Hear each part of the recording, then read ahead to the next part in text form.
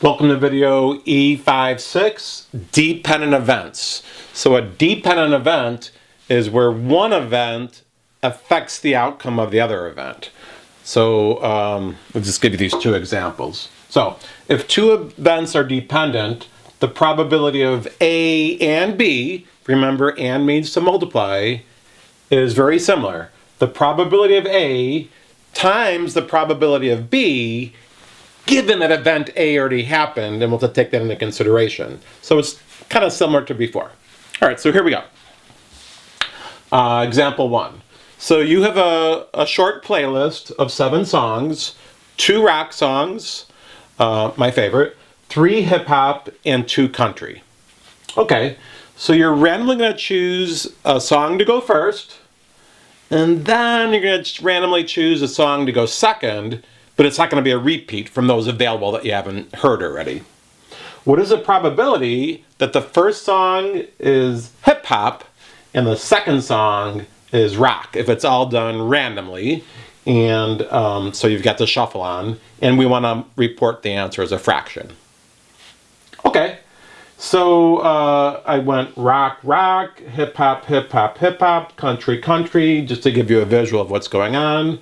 Again, we're going to find the probability of the hip hop times the probability of the rock, given that the hip hop event already occurred. All right, so the first one's just like independent. Probability of hip hop, there are 3 out of a total of 7. Okay, so 3 out of 7. Now, this is what's going to happen. We're going to assume that event happened. So for the next random selection, I'm going to get rid of one of those hip hop songs. Okay, now what's the probability of me picking a rock song from those that remain? Well, there's 2 rock songs, so 2 out of a total of how many now? 1, 2, 3, 4, 5, 6.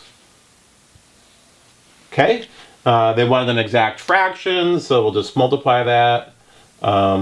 3 times 2, well, just go 6 over 42, and then divide by 6, divide by 6, so 1 over 7.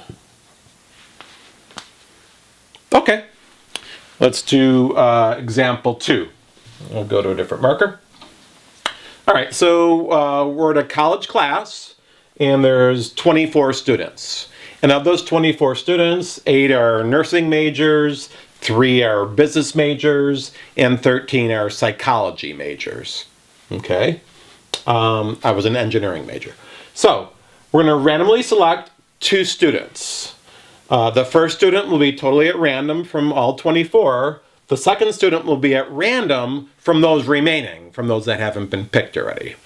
Okay, so what is the probability that the first student is a nurse and the second student is a business major? And now I want a decimal answer rounded to 3 places.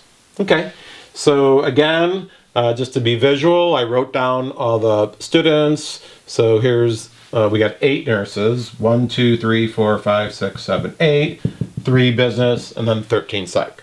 Okay, so again, I'm going to multiply, and means to multiply.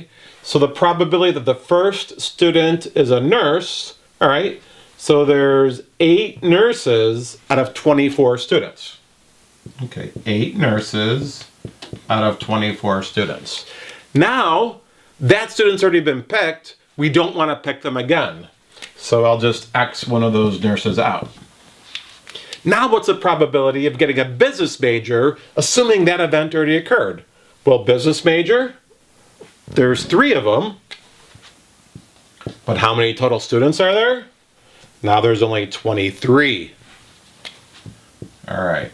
So the math won't be as pretty here, so just use your decimals calculator and round to 3 places, and I got 0.043.